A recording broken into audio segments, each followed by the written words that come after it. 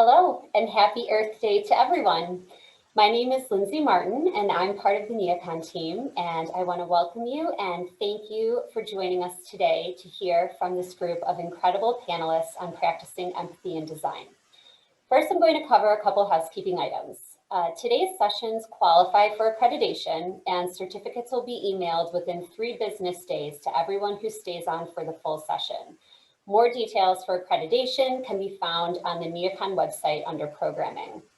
Also, the final 15 minutes of this session will be questions and answers, so feel free to submit any questions via the Q&A tab, and make sure you do it through the Q&A tab and not the chat tab so we can get them in the queue. All right, let's get started. Our 3 designer panelists for today's discussion include Verda Alexander, founder of Studio O+A in San Francisco, Kia Weatherspoon, president of Determined by Design in Washington, D.C., Maya Bird Murphy, founder of Chicago Mobile Makers in Chicago, and today's discussion will be moderated by Jennifer Busch, who is Director of Client Partnerships at Eventscape. So with that, I'm going to turn the screen over to Jennifer and our panelists so they can introduce themselves and start their presentation. Okay, let me do this. Hopefully this is going to work. Okay.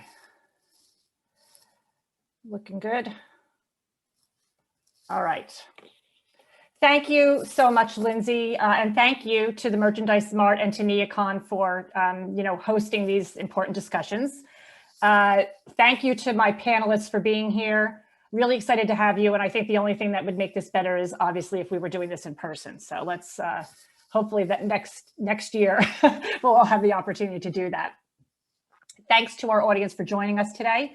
I'm excited about today's session. Interior design is about combining beauty and function to enhance how users experience space, and it's about creating environments that support the health and well-being of both people and planet. Conscientious designers are recognizing that they have an important role to play in achieving equity in the built environment, so that these benefits of good design are available to all people, not just that proverbial 1%.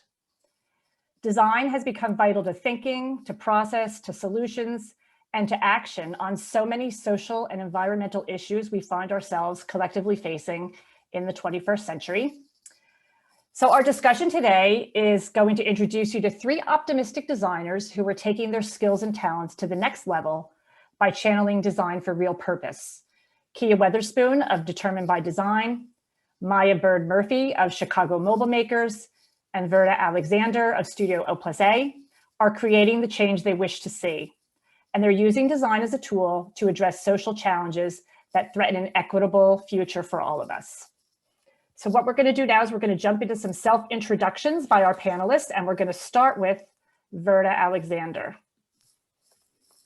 Go ahead, Verda. Okay, can you hear me? Yes. Great. It's great to be here at Neocon today. And I'm going to do a real quick introduction by way of an atypical project for us. I think many of you know our firm. We're a team of 40 designers. We're celebrating our 30 years in business. We're based this year. We're based in San Francisco, and we do a lot of workplace. And this project, the Food for Thought truck, it took us on a journey, literal and figurative, of self-discovery. I think I was going through a corporate existential crisis. And we started this project with the desire to really question who we were designing for. Could we serve a larger community beyond our clients? And could we use design as a force for good? So at the end of 2017, I had this crazy idea, and we purchased a food truck.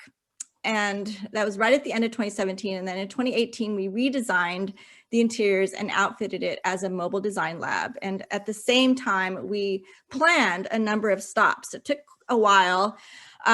We wanted to completely jolt ourselves out of complacency and try something that made us uncomfortable. We wanted to engage and collaborate with communities that didn't otherwise have access to design. It turned out that it was quite a challenge to find suitable stops.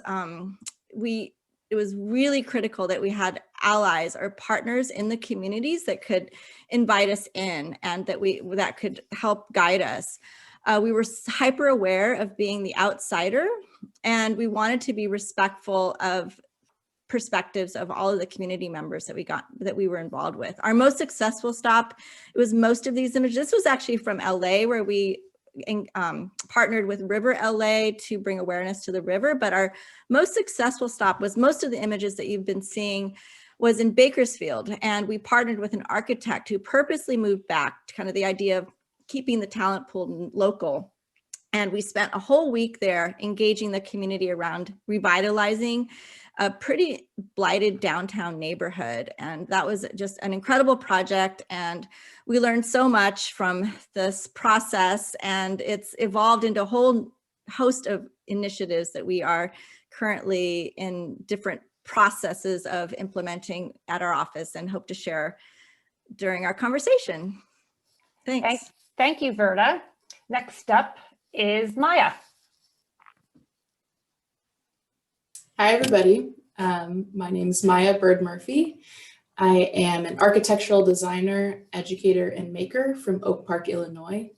And I always like to really quickly do a spiel about Oak Park, just because it is a really interesting place in that it has many, many Frank Lloyd Wright buildings. And so I grew up in this architectural privilege. I acquired architecture, and I didn't need to go anywhere special to learn about it. I didn't need someone to guide me to it. It was kind of just there. And that's a really different upbringing from, many of the cities and towns in our country and in the rest of the world. And so it's been really exciting for me to start trying to make architecture more accessible to places that it's not at the moment. Chicago Mold Makers is a nonprofit organization. We host design thinking and problem solving workshops all over the city. We create programming that encourages youth to become advocates and change makers in their own communities. So everything that we do in our workshop is hyper local. We are literally meeting youth where they are. You can go to the next slide. And I promise that this is not a food truck panel, but we also have a truck. In the summer of 2020, we launched our mobile Makerspace. It took about a year to convert from a USPS delivery mail truck into a mobile design studio. And we are going around to different communities, doing activities outside, and really trying to engage communities. Sometimes we do community engagement with this on actual architecture projects, and we're asking communities what they want and need and what would make their situation a healthier situation in terms of the built environment. So I will give it over to Kia. Thank you, Maya. Kia. Hello, everyone. Happy Thursday. My name is Kia Weatherspoon, and I want to talk about kind of what we do at Determined by Design. This first slide talks about our key principle. We put people first at everything that we do. We specialize in affordable housing, but we're really about being the people's design firm and telling the stories of community. Speaking to what Maya said about making sure elevated design meets everyone exactly where they are. Next slide. People over profit. I think we'll dive into this in our conversation. We talked about it in our prep call, where industry needs a reckoning, where they have to stop prioritizing the client's wants when it is inequitable to the communities that we serve as service providers and creatives. Next slide. One of the things that me and Verda kept saying is like, but we do that, and we do that too. We are the exception. We need our industry to change the standard and lead with empathy. And I love this image of one of our affordable housing projects in Washington, D.C., because I am a direct reflection of my heroes. And here they are front and center in one of our projects. And it's for our community, for people who look like me to see front and center, so design can meet them exactly where they are. Thank you, Kia. So we're going to launch now into what I hope is going to be a really dynamic and provocative panel discussion. If it's anything like some of the pre-discussions we have, I promise you're in for a treat. I'm going to stop sharing my screen so that we can go back to tile mode so we can see all the speakers. And here we go. You guys ready? Okay. First question, what is your definition of empathy in design? Let's start with you, Maya. So I think it's what we really have already said. It's about meeting people where they are, and it's about making design accessible so that members of the community can be part of that entire process, and they should be part of the entire process. I think it's simply like just asking people what they want and need and not making assumptions about those things. Just ask the questions. It's simple, but for some reason, like Kia said, it's not a standard for us to just ask people what they want and need. So to me, that's what empathy in design is. Kia, what do you have to say about that? So I think the three of us, right, we know, ask. But for me, empathy in design is this. When a developer says to me, Kia, you guys are making it too nice for these people, it's my job as a creative to now shift that person's thinking through an empathy exercise and ask them, is this a space you will want for your child? And 9 times out of 10, they say no for a myriad of reasons. And empathy requires us to then tell them, check them, educate, challenge, whatever word you want to use, to then ask, then why is it good enough for the Black woman who works at the Safeway with 3 kids, right? That's empathy in practice. It requires challenging preconceived notions of what people deserve based off of their socioeconomic standing and demographics. Is that fair?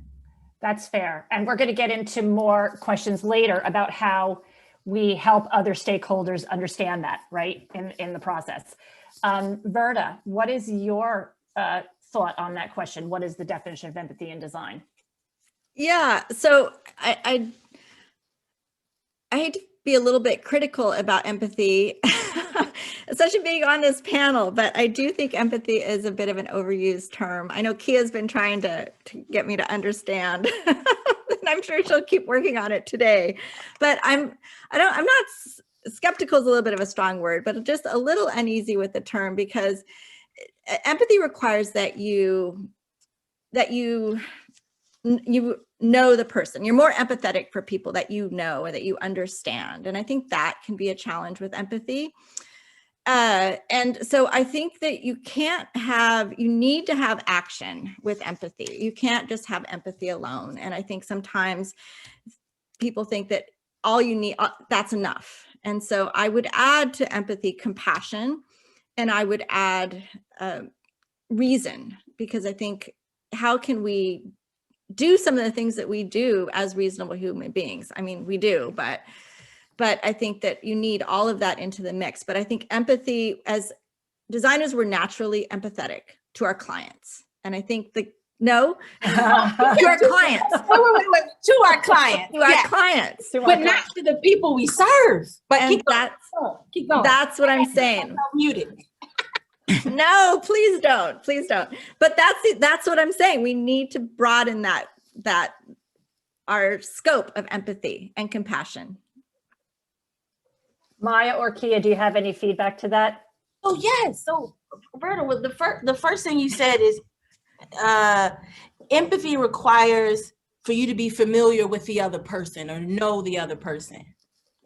Something to that, right? Yeah. So I think that's the problem.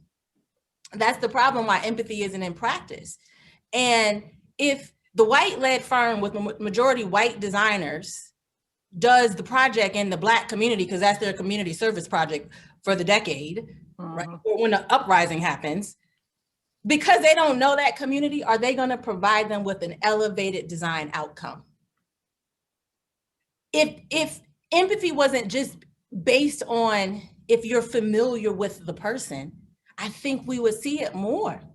We have to make it the standard. And yes, we're empathetic to our clients, like to the umpteenth degree, right? They do all the things, but we don't give the same grace to the people in the communities that we serve, which is why I think, yes, it should be actionable.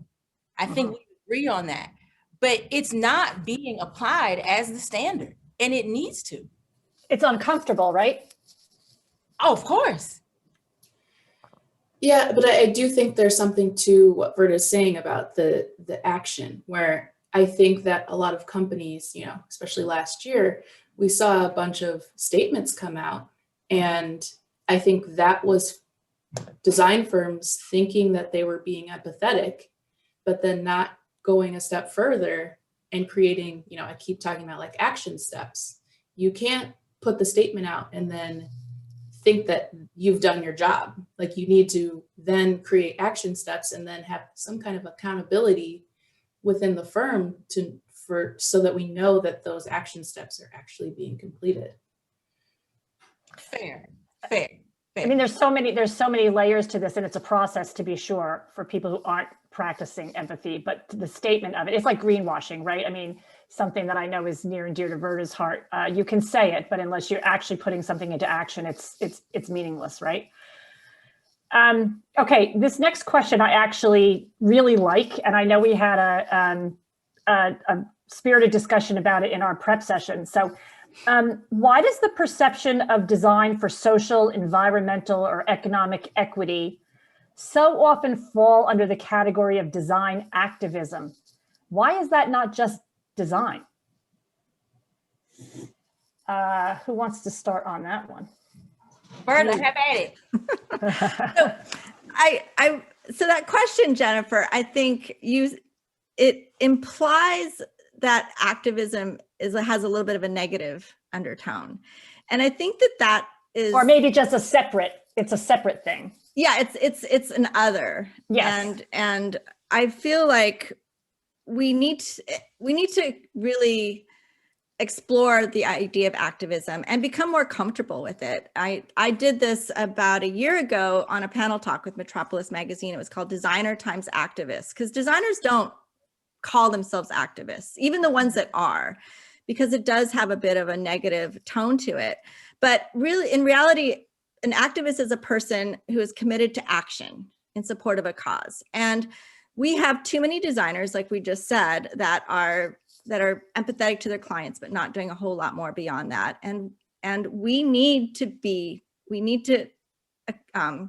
comfortable, those of us that are trying to make change, to be comfortable in that role as designer activists until there is change, and until it becomes mainstream. We need to have those activists. Kia, Maya? So I think everyone's jumping on this word activist because it sounds heady, right?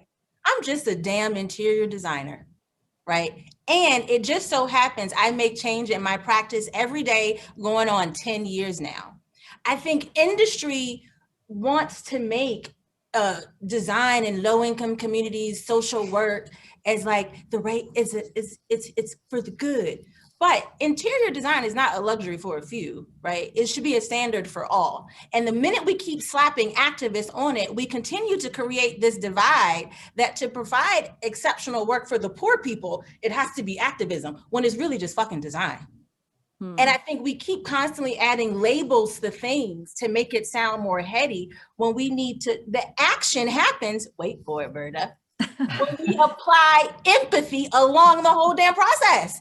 Right? But we're trying to find the title to call it, when we really should be implementing the empathy from day one in all the things that we do through the design process. And please, I'm not picking on Verda. We had these same conversations in our I don't mind. Verda enjoys this conversation. Maya, do you consider what you do activism? Yeah, but maybe I'm just being forced to name it that, you know. Yes. Right?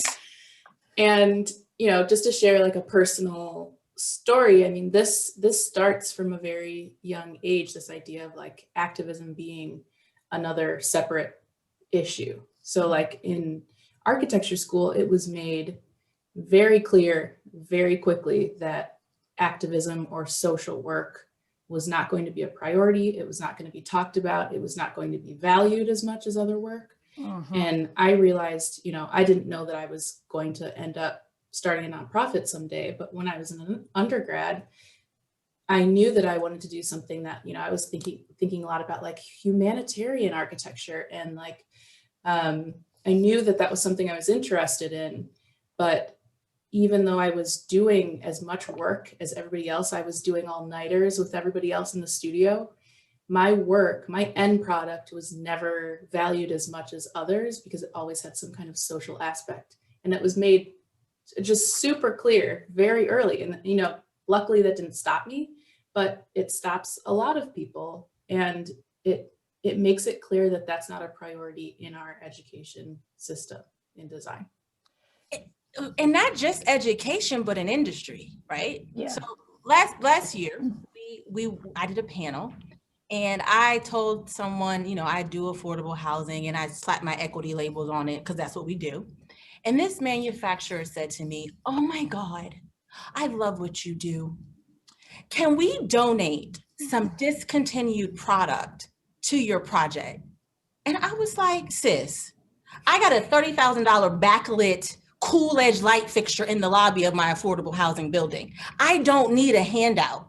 So industry thinks because we do this work, we need a donation. And it was almost offensive, right? And I think that's the problem. If in education, Maya's professors are saying she's doing the work for the community, so it's activism, when no, it's just the standard. And how does industry reinforce that? By thinking I need a handout of discontinued product because I do work in the poor communities. Right. It becomes the separate thing from the profit making business, right? Exactly. And that is the business. And to Maya's point, you know, the idea of like pro bono design or design for social impact becomes the thing that people in the firm do in their spare time, or that it's separated out into that like pro bono practice. We actually had a really interesting conversation in our prep about how the legal profession, I think Maya, you brought this up, about how the legal profession, pro bono work is institutionalized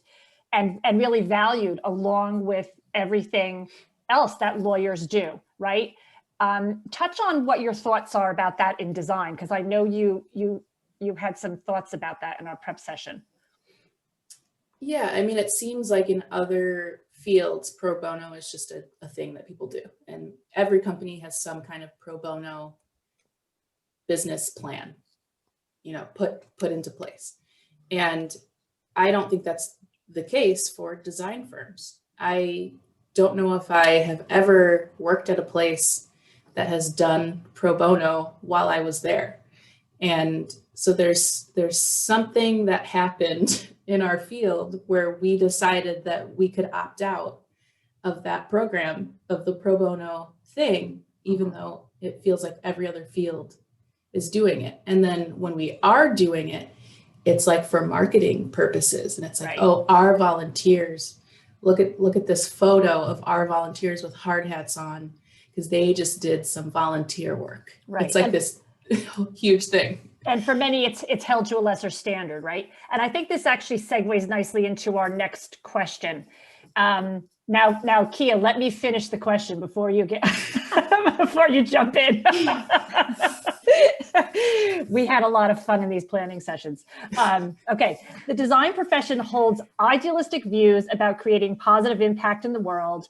At the same time, we pursue clients and celebrate design outcomes that are targeted to the top 1% economically.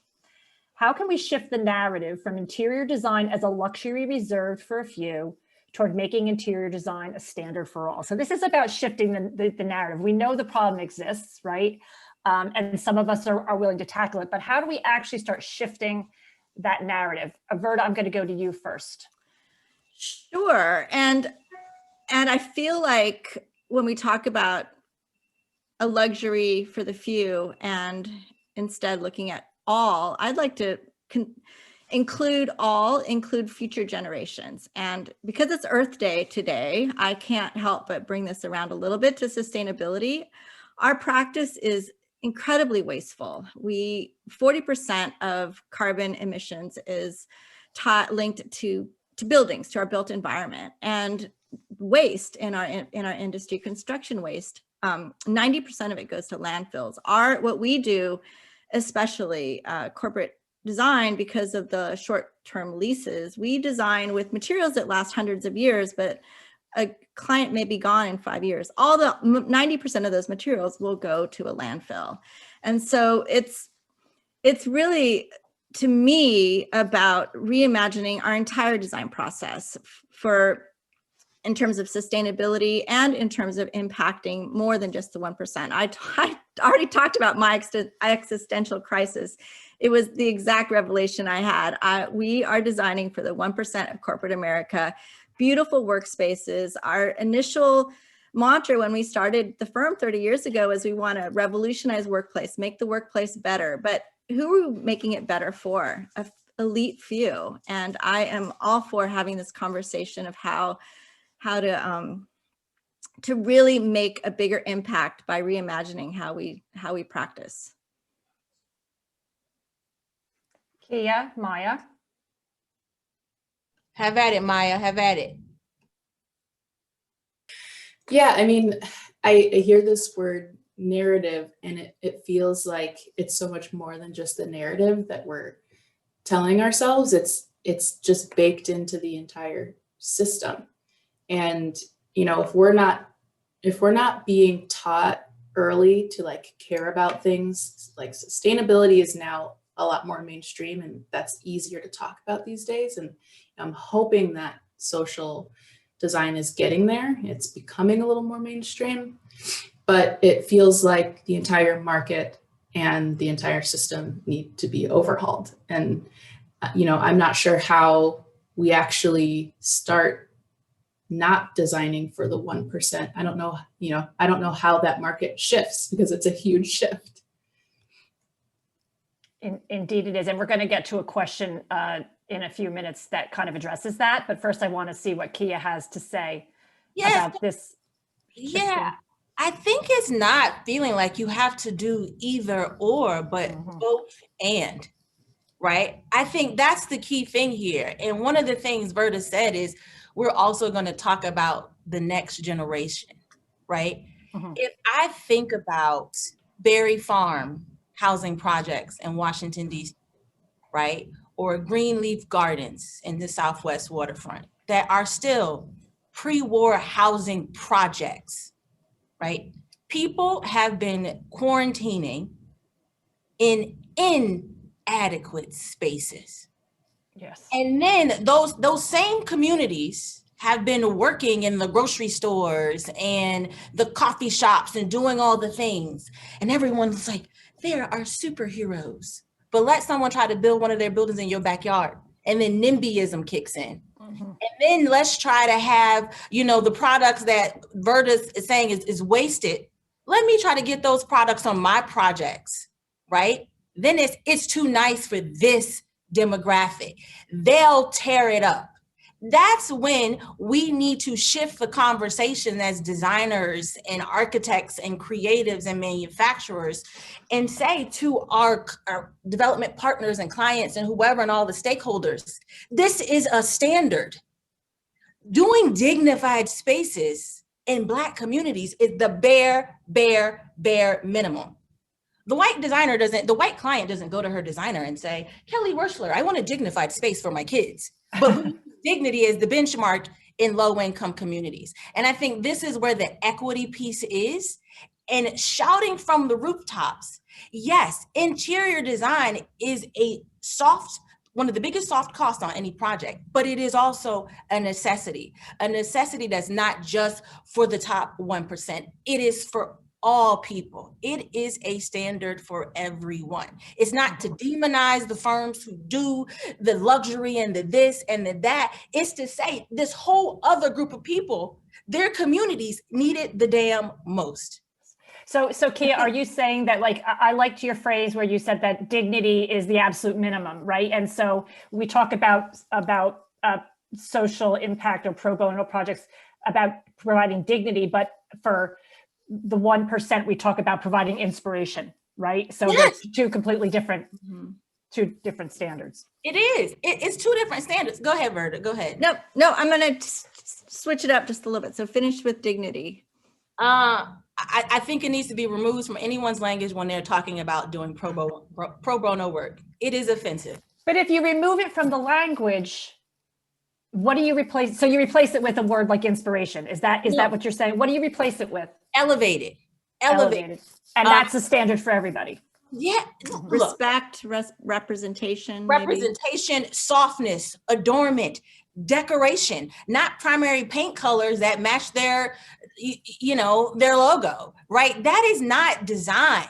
And I think we think because we do it with all these hard surfaces that it's dignified.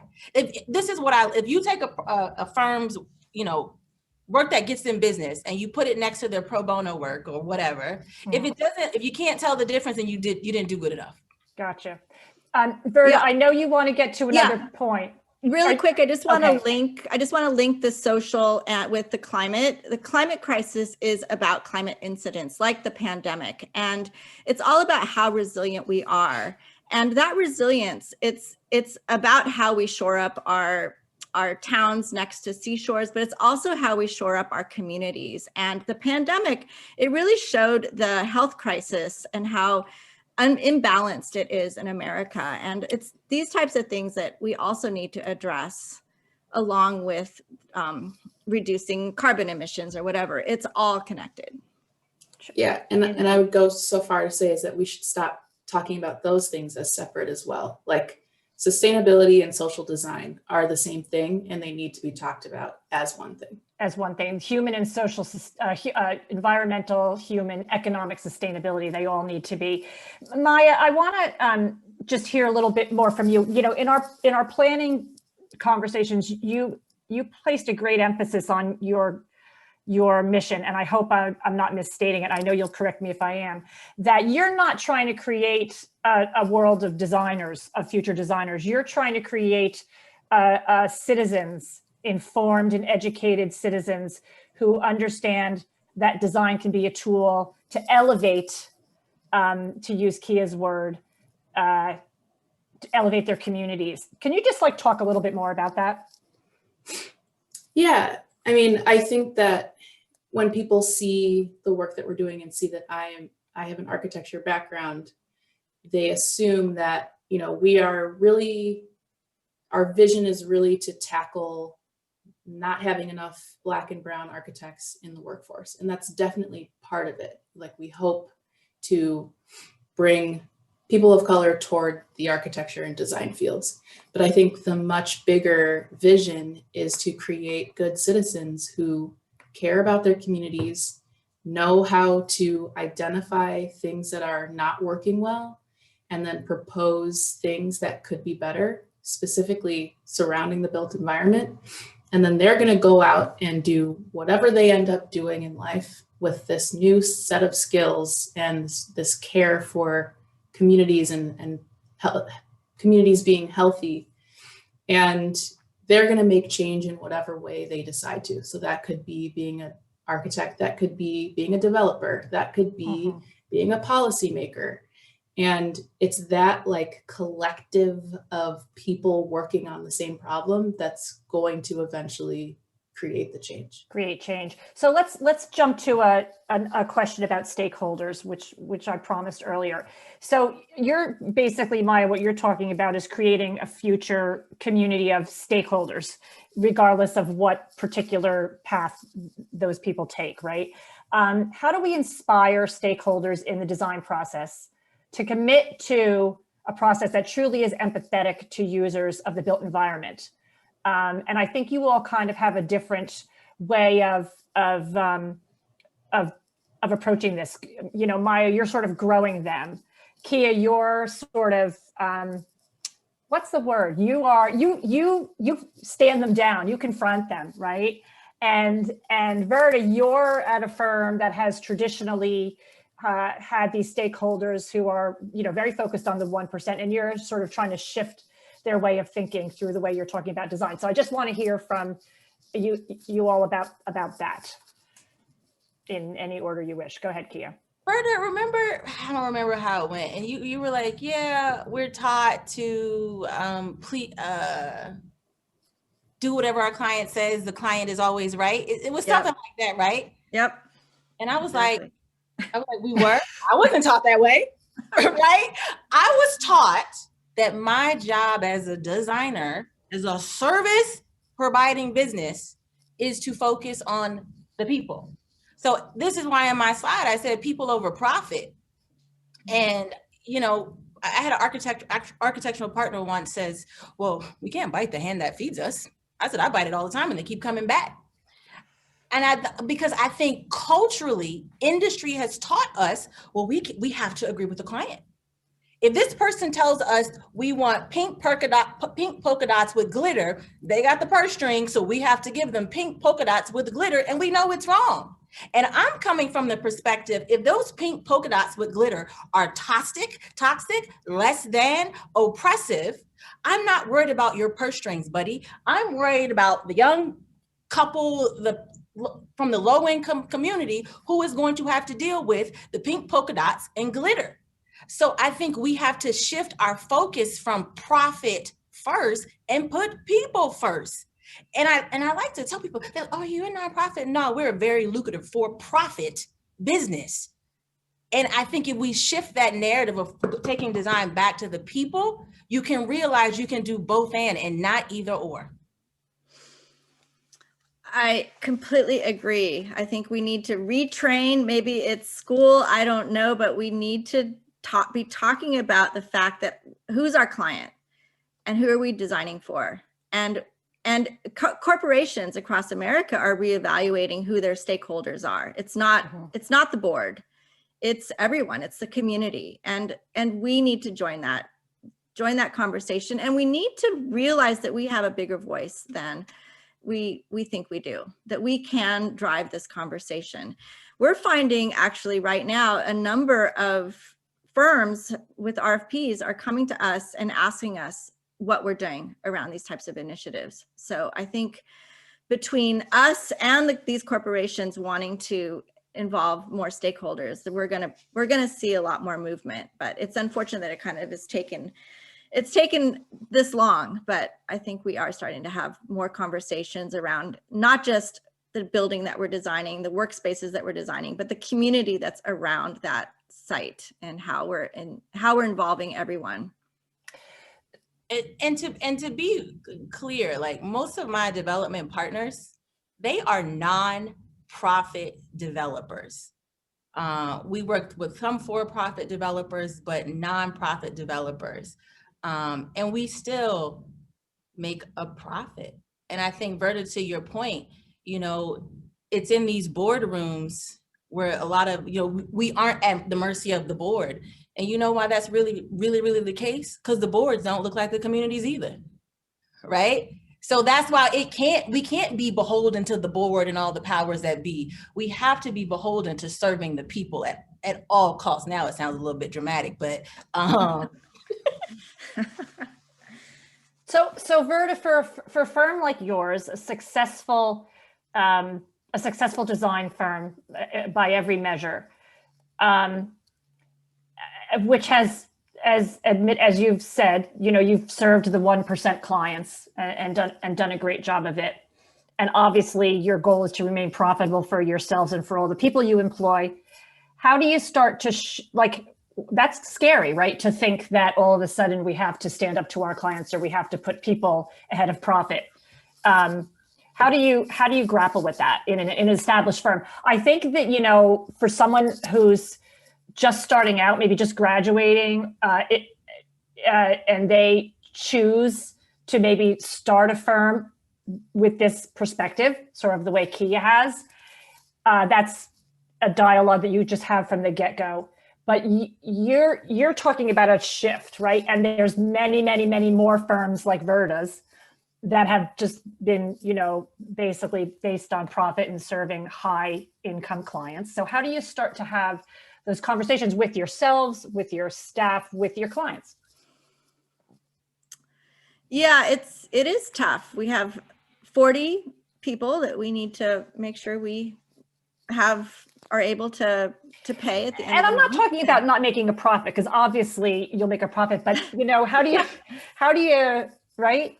Yeah, well, I think you may, Verda never said, you said a firm like Verda's that's based on profit. I think we know O+A is based on more than Yes, just yes, profit. yes. And so I apologize, Verda. I Yeah. did not mean to apply. So you got to be very careful the way you word things. But you know what I'm trying to say. But a model of a firm that's, you know, I'm not saying anymore. Verda, you just talk. no, I know it, no, and thank you for correcting Jennifer. But and I think profit, and I would say beauty, design, right? Yeah. Design with a course. capital D, and in some ways, they're both not right. They're not. It needs to be about so much more, and we need to be okay with a client walking away, putting our voice, saying what we need to say, drawing our line in the sand and saying, we will not specify toxic materials. We will not, all these things that we won't do, or we will be using diverse suppliers, local manufacturers, whatever. And if you're not on board with this, then we don't want you as a client. It is a tough thing to do. And I think once you do it once or twice, it's all it takes. And the opportunities, I truly believe, will present themselves. You may lose 1 or 2 clients at the early onset, but you will gain so many more clients at the back end. And then for any of you, and we've got a few minutes left before we want to go to audience Q&A, what does the role of design education play in all of this, right? Because we've also got to start training designers differently from the get-go to understand, So I think a lot of this is wrapped up in design education, but if we're teaching about values, and like I worked for a firm that was rebranding and was really having a hard time coming up with a mission, and that just shows me that we are not taught to care about things in school. We're not taught to, even though we have all these skills to do this, we have everything we need to actually change probably the entire world, but we are not taught that we should be using those skills to better communities.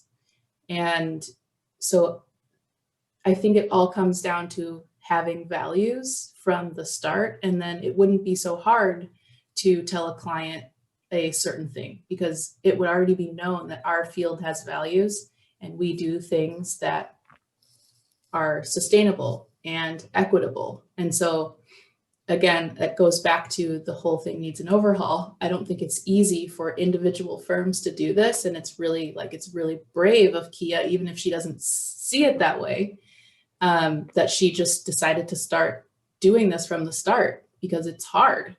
And so I think it all comes down to just teaching people to care and to identify our most pressing issues. Okay, I'm gonna get a little heady, but can you I'm gonna make it quick, I promise, because we got 1 minute to Q&A. Someone just typed it's just not design education. I was just going to say the same thing. And Right. and that's actually a friend of mine. Thank you, Sean McKenney, for that comment. I was going to say, someone just said, and he's got a good point. It's life education. So I get to teach students. I teach at VCU, and I'm having them send out their cover letters, right? And, I said, show me some of the firms you're looking at. And I'm like, well, what do you like about their work? I don't know. What do you mean you don't know? How does it make you feel? And I'm like, because I'm excited, I'm excited looking at this. I can tell you 5 adjectives to say about this firm's work, which you should include in your cover letter. And they're not even confident enough in design school to express a feeling of passion, of excitement, of something. So I got to pull it out of them. And that's a whole person thing.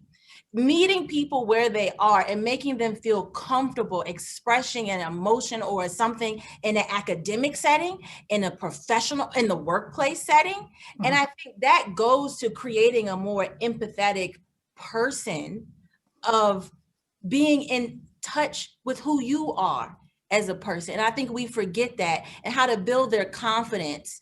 That is where it's a whole person thing. I can teach you all the programs and the things and the Revits and the VRs and the Rhinos, right? But if you can't take an empathetic approach through feeling and emotion as a creative, as a person, then doing all the things in the profession don't really matter. So it is a whole person concept. Okay, maybe it wasn't too heady, but, and I did it on time. Boo, yeah.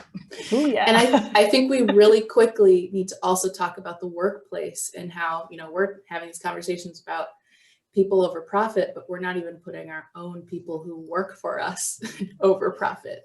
And so there's this terrible whole nother conversation, right?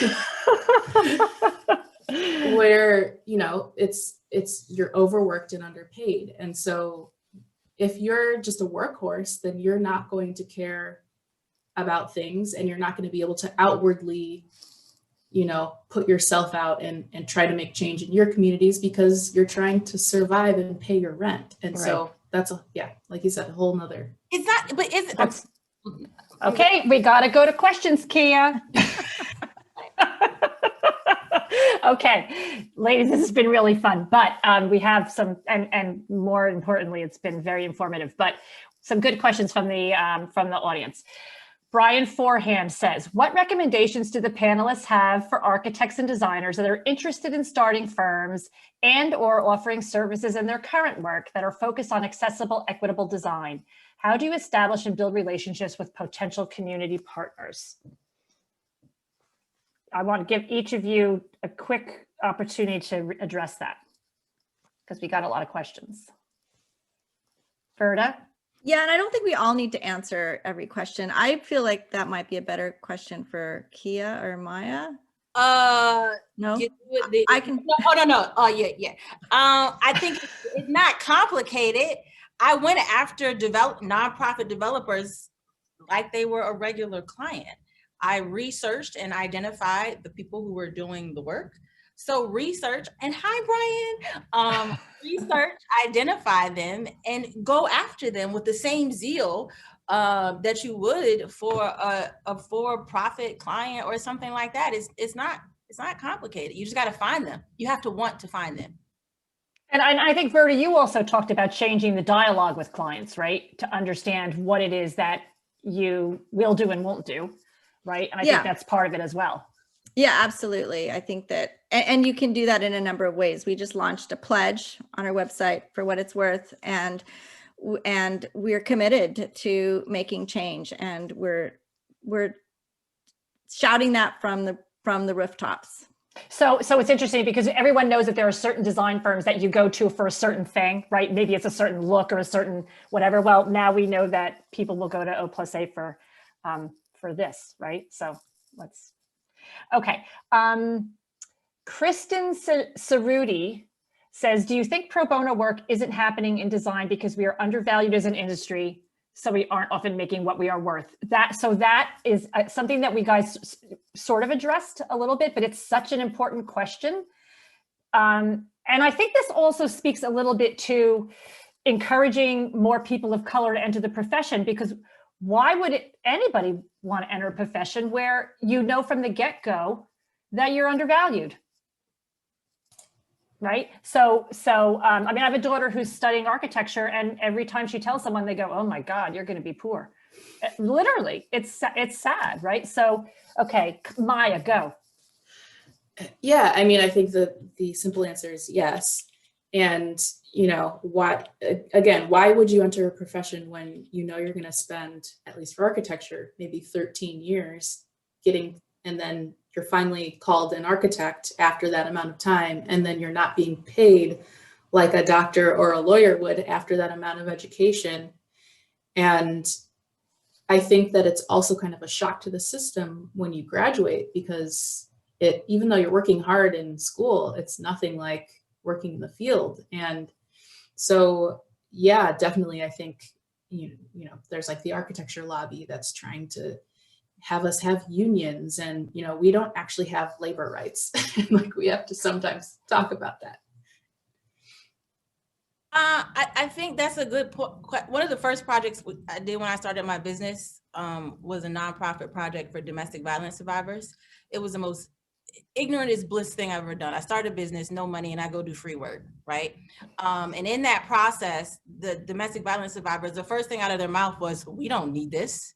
Like, this isn't relevant to our lives, right? And it went, and I could have been like, okay, bye, right? But it was more so like, well, oh my God, let me educate them. Let me show them what I know, what I learned. And it went from, we don't need this. Someone would do this for us. I thought I could only see this on TV. Is this something I could do one day? And I think when people think about design, you just think about the pretty picture and the reveal. But the woman said to me, Miss Kia, when I walked into this room, I realized change was possible for me. And I knew right then the people who need access to well-designed spaces, they don't know they don't have it, they don't know they need it, and they don't have an advocate. So we became that. So when you do nonprofit work, yes, there is going to be this original assumption of, is this relevant? But you just have to take pause and educate people. And that's really what it is when you are approaching a nonprofit who provides a service, is educate them. Just so, okay, they don't think they need it, bye. That's not our job, right? We have to go a step further, but besides that first awkward conversation. Yeah, I think, again, it comes back to really having a voice and demanding a seat at the table. But I also think this idea of a creative profession, right? Because you're doing what you love to do and it's creative, you don't need to get paid more. It's really an idea that really has to die. And one of our pre-talks, Kia was talking about unpaid interns, and I was like, what? And I just talked about it with somebody else, and yes, there are unpaid interns out there. That just should not be happening. And that's the kind of thing that we need to really police ourselves and honor our workforce. And that's the piece, right? I'm like a broken record. People. We talked about this early on. All the firms made the pledge. They posted the black square and they did all the things. And we talked about, well, what was the action? They said all of the things. They said all of the things, right? This is the only action I want to see. Show me your receipts. Did you look within your firm and do pay transparency and make the pay equal of all your Black, brown, minority employees within your firm, within your organization, manufacturers? If you did not do that, you did not do anything, because you didn't even think about your people first who work for you and do the work. But you can post a square and donate to the NAACP and all the things, but you don't value the people in your own home, then you ain't do shit. Show me your receipts. That's the only change I want to see. Profit. If it doesn't affect the business bottom line, they didn't do it, because they're still putting their profit over their own people. And that is what our industry does. It burns these people out. And I loved Maya's story. But what she didn't tell you, the reason she got here is because she worked for these white man architecture firms that treated her like poo-poo. And we celebrate her like, oh, look what you've done. She didn't have no choice. No. And that's why she doesn't want to create more architects, because that's the white man's way. But look what she's been able to do. But it was only because she was, and I'm not trying to put words in her mouth, but that's her. I was like, that's a powerful story right there. Yeah. Now she has to figure out how to serve her community her own way. That's the money. Maya, you have anything you want to say to that? No, that was a good summary. A passionate and good summary.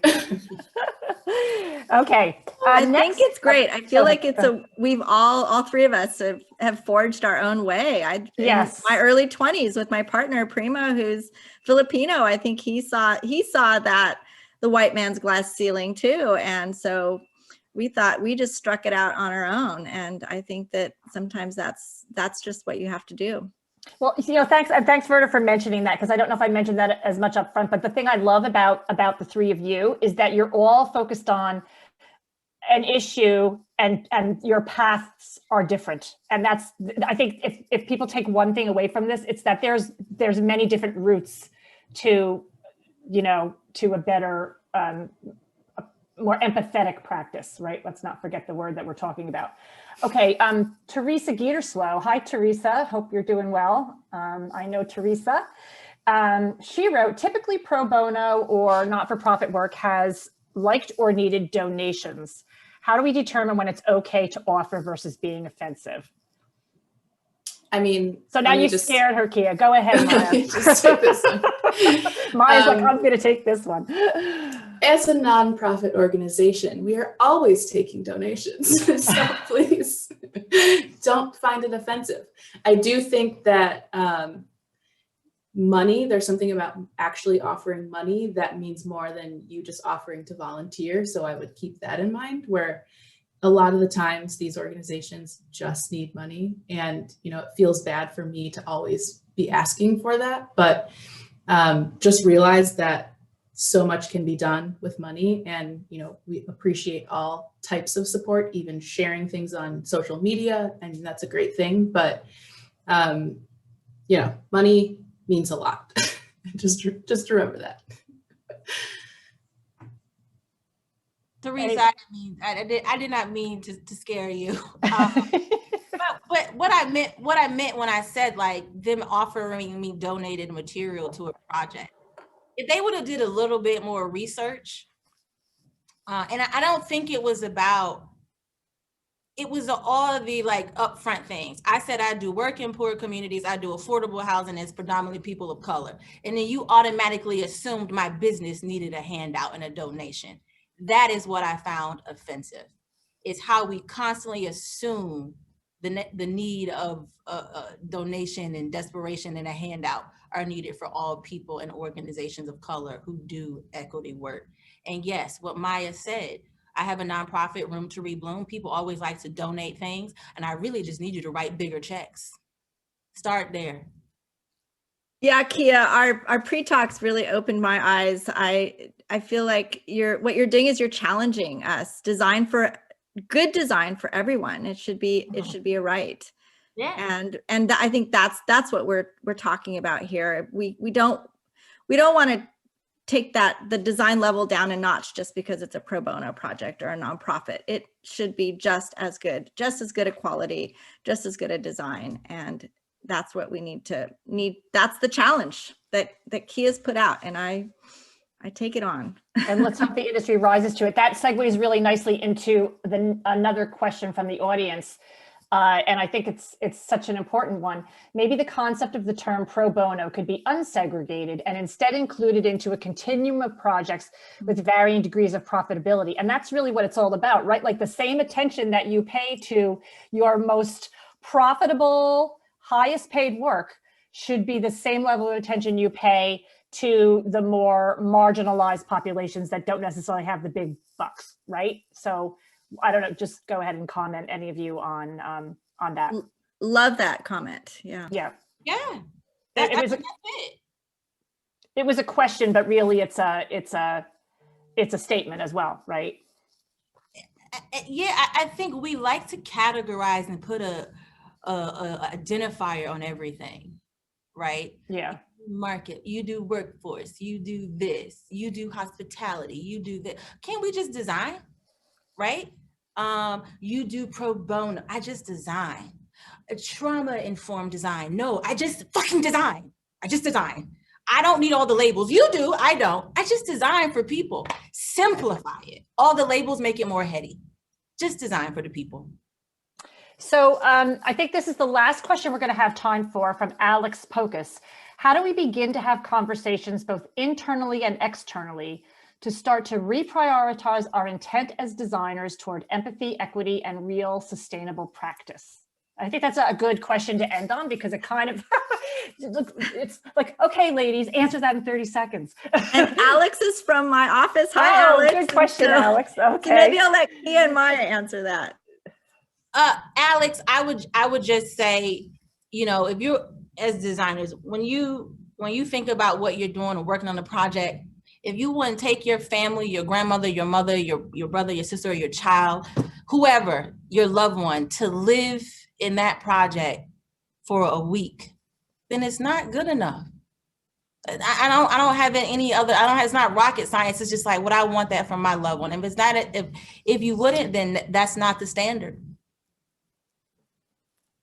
Yeah, I think that in all of our firms, like if you are feeling like you have an issue with the work that your firm is doing, or you feel like you want to have more agency in the projects that they're taking, like think about organizing in a sense. So find your people who are interested in actually making change in communities and organize and hold your firms accountable. Because if they're not doing it themselves, like Verda, she's doing it herself, but that's not normal in this field. And so organize and put something together and bring it to your firm leaders and say, this is what we want and this is what we need.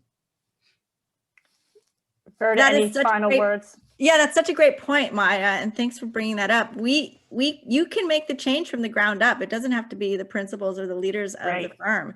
And I've been talking a lot about, I have a climate group that I work with, and we are initiating some stuff around employees, getting corporations, getting their firms to act, to support policy, to get behind legislation, to change. And I think that it can happen from the ground up. So thanks, Maya, for pointing that out. And it has to happen.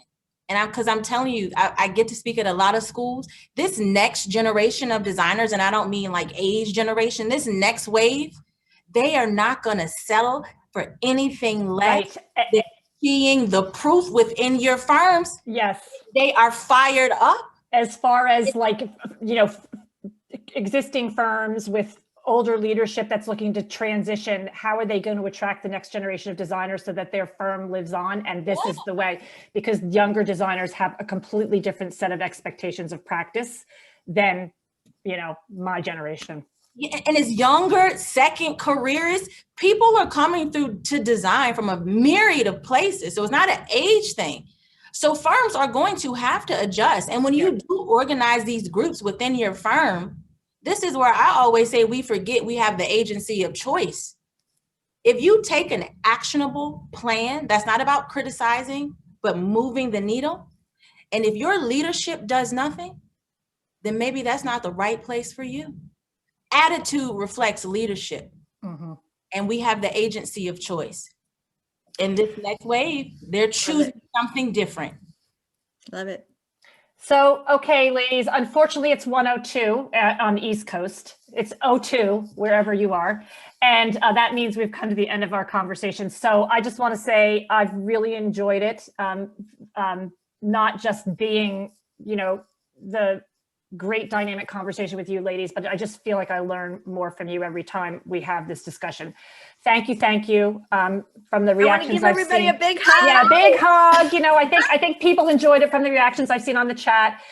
There is going to be, I believe, a follow-up article in Work Design magazine, from what I understand. So for any of you whose questions weren't answered, it's possibly that we can get to them, some of them for the article.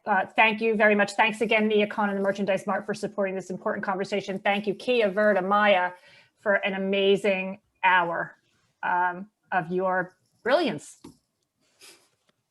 Thank you. Right, bye, everybody. Thanks. Bye. Well, thank you everyone for joining us today. What an inspirational and really important discussion. Thank you so much, Kia, Verda, Maya, Jennifer, for such an honest and passionate conversation. I'm sure everyone would like it to continue to go on. We got a lot of great feedback, a lot of great comments and questions, which we'll share with all of the presenters today. And like Jennifer mentioned, Work Design Magazine will be doing an extended recap where they can cover some of the questions. We'll email that out to all the attendees on this presentation when it's available in about 2 weeks. We have 2 more programs this afternoon we hope you can join us for. If not, all of our presentations will be available, the recorded version on demand on the program library on neocon.com. So check them out there. And again, to our presenters and to Jennifer, thank you so much. That was an amazing conversation, and we're so glad we got to be part of it. Thank you, Lindsay. Okay. Bye, everybody.